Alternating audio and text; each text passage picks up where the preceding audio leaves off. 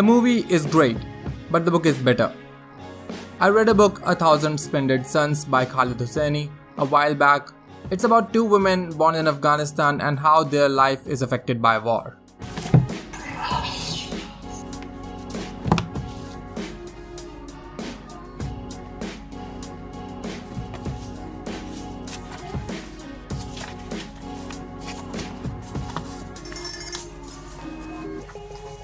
Mariam is one of the two girls the book is about. She never went to school or leaves the small house that she lived in for that matter, and gets married to a much older man when she's 15.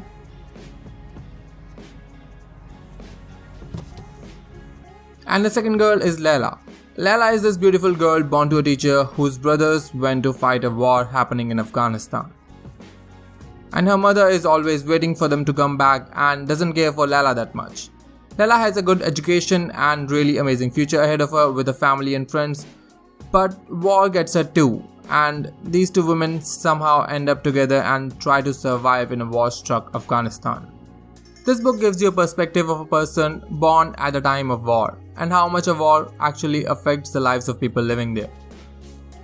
We can always count the men we lost in a war or the cost of all the damages done by the war, but those will be the numbers you'll always forget. I never want to see a movie of this book. Not because the book was bad, but it was so great that I don't want someone else's imagination and someone else's understanding clashing with mine. See, when you read a book, you create a scene by yourself. You give the character its appearance and you make a relationship with that character.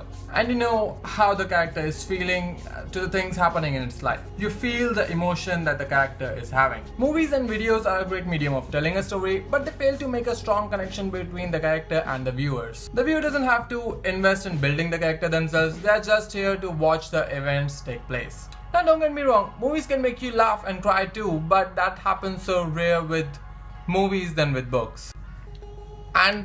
And that is where movies fail in delivering detail. If you have 2 hours and you don't want to read a book and spend 10-15 hours reading it, sure, go for the movie, it'll be good, but if you have time, books will always be better.